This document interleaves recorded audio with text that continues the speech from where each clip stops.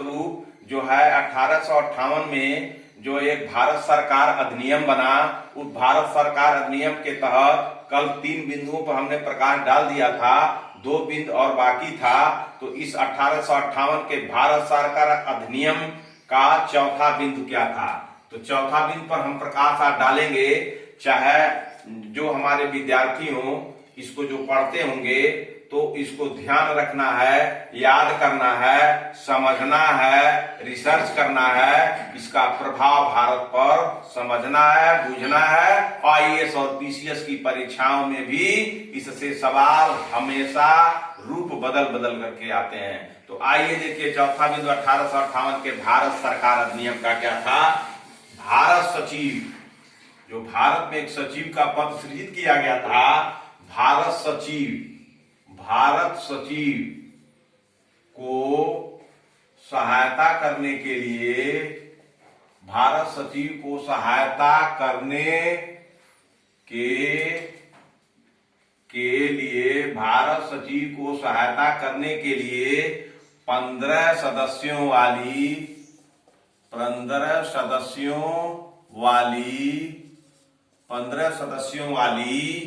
एक परिषद का गठन किया गया।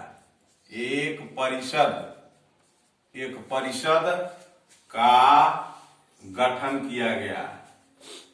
का गठन किया गया 1858 का भारत सरकार अधिनियम का चौथा बिंदुवार बता रहे हैं, आपको मदद कर रहे हैं। इसमें मेरा कोई स्वार्थ नहीं है, मैं अपने दिल से आप लोगों के सहायता के लिए ये मदद करता हूं। भारत सचिव को सहायता करने के लिए 15 सदस्यों वाली एक परिषद का गठन किया गया। किसके द्वारा? 1858 का भारत सरकार अधिनियम के द्वारा।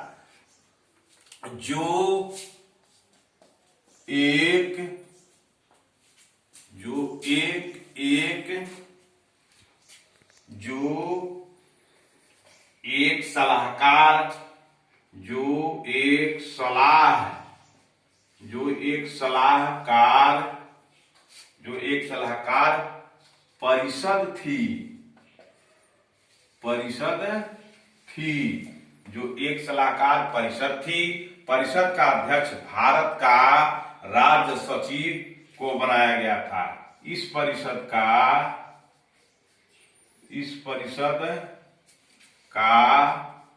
अध्यक्ष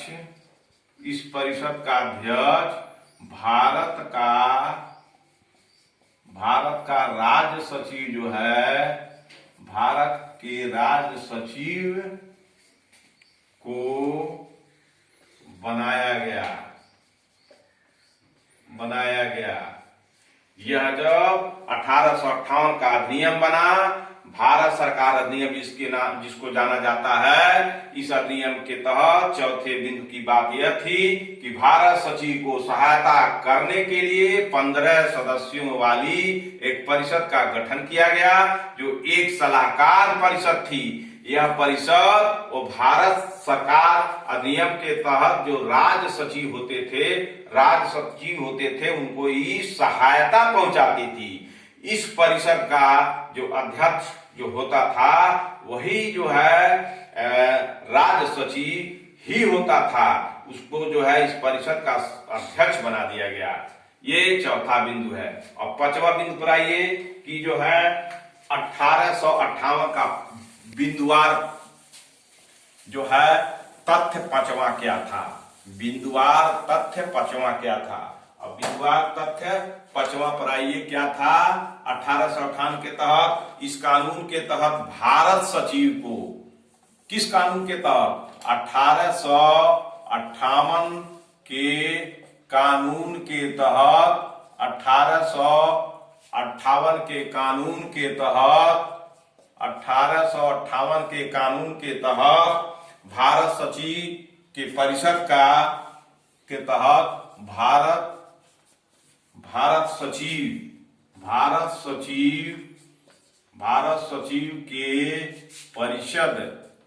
सचिव के परिषद का गठन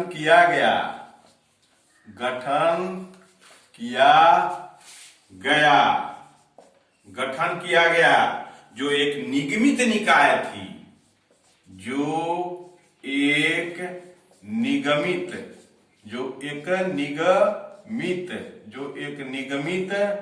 निकाय थी, जो एक निगमित निकाय थी। अब यहां आपको समझने की बात है कि निगम किसे कहते हैं। जब कोई सरकार, कोई व्यक्ति, कोई संस्था जब वाणिज्य और व्यापार की बात करती है और वाणिज्य और व्यापार जो है लाभ के दृष्टिकोण से आगे कदम बढ़ाते हैं, तो उस क्रियाविधि को काम करने वाली जो संस्था होती है उसे ही निगम कहते हैं। तो यह परिषद केवल वाणिज्य और व्यापार की ही बात करने के लिए और शासन करने के लिए ही बनाई गई, इसलिए इसे निगमित निकाय कहा गया। जो एक निगमित निकाय थी, जिसे भारत में या इंग्लैंड, इस निगमित निकाय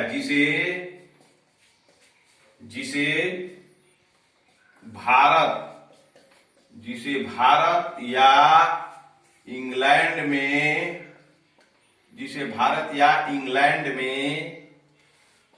भारत या इंग्लैंड में मुकदमा करने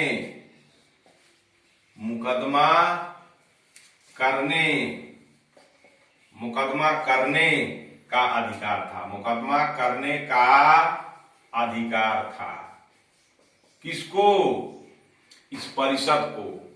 यह परिषद किसी भी व्यक्ति पर अगर मुकदमा करना चाहे तो भारत में भी मुकदमा कर सकती थी और इंग्लैंड में भी जाकर के मुकदमा कर सकती थी। इस पर भी मुकदमा किया जा सकता था। और साथ ही साथ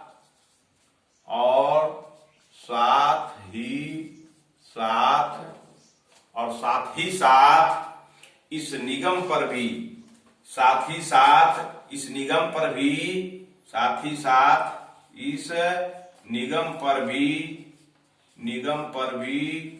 मुकदमा किया जा सकता था।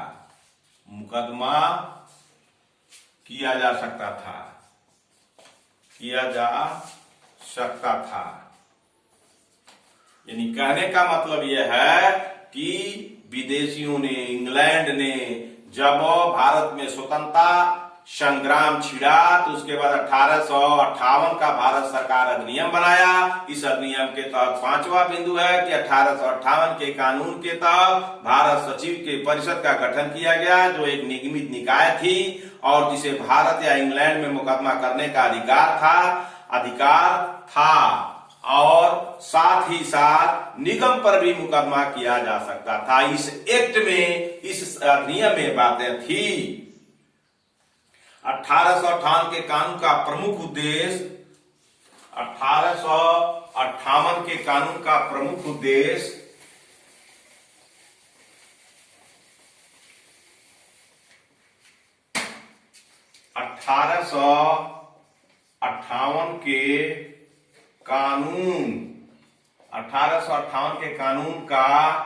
प्रमुख उद्देश्य प्रमुख उद्देश्य 1858 के कानून का प्रमुख उद्देश्य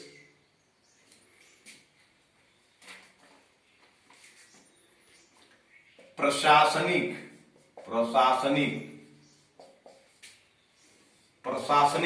इसका उद्देश्य क्या था? प्रशासनिक मशीनरी में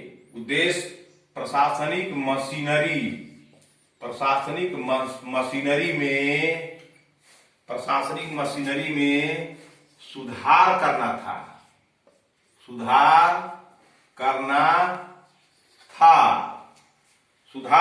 था, जिसके माध्यम से इंग्लैंड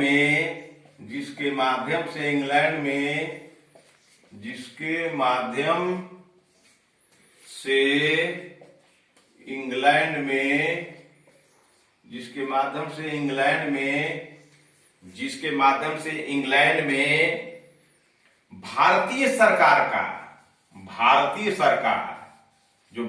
सरकार बनाई थी इंग्लैंड वालों ने, भारतीय सरकार का अधीक्षण और उसका नियंत्रण हो सकता था। भारतीय सरकार का अधीक्षण और नियंत्रण हो सकता था, नियंत्रण हो सकता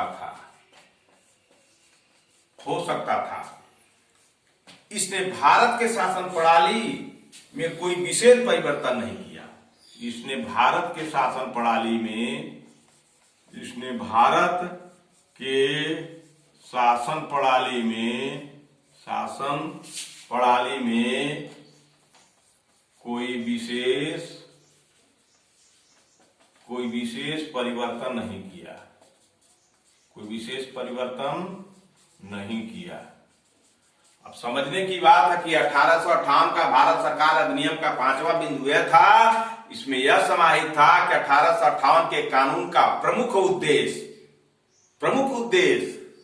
प्रशासनिक मशीनरी में जो इंग्लैंड वाले अपना प्रशासन भारत पर चलाते थे, उसकी मशीनरी में सुधार करना था और सुधार के बहाने भारत का पुनः शोषण करना था, जिसके माध्यम से इंग्लैंड में भारतीय सरकार का, किसके माध्यम से यही सुधार के माध्यम से इंग्लैंड में, भारत में जो सरकार इंग्लैंड के द्वारा चलती थी, वो भारतीय सरकार का सुपरविजन किया जा सके, कंट्रोलिंग किया जा सके। इसने भारत के प्रशासन प्रणाली में कोई विशेष परिवर्तन नहीं किया। यह परिवर्तन जो भी किया वह शासन करने के तरीकों में बदलाव करके अपने हित में, अपने इंटरेस्ट में यह अधिनियम लाया। इसलिए हम कहेंगे कि भारतीय राज्य व्यवस्था का जो है, भारतीय राज्य व्यवस्था के जो है ऐतिहासिक पृष्ठभूमि में यह 1858 का भारत सरकार अधिनियम का हम लोग अवलोकन किए। अवलोकन के बाद इसको IAS, PCS और अन्य सामाजिक व्यवस्थाओं में इसको देखा जा सकता है। भारत के परिप्रेक्ष्य में इस अधिनियम को देखा जा सकता है कि किस तरह से इंग्लैंड वालों ने एक ठो अधिनियम बना करके और जो है भारत को के संसाधनों को लूटा। यही है ताज के शासन का जो है, ताज किस तरह से शासन किया 1858 के भारत सरकार अधिनियम बना करके। तो ये 1858 का भारत सरकार अधिनियम ताज के शासन का ये क्रमबद्ध है पहला, ताज के शासन का क्रमबद्ध है पहला। और 1853 जो था वह कंपनी का शासन था और ये ताज का शासन था, ताज के शासन का पहला अधिनियम था। अब आते हैं हम आगे कि अब हम क्या, अब 1861 का भारत परिषद अधिनियम पढ़ेंगे। अब हम चलते हैं 1861 का भारत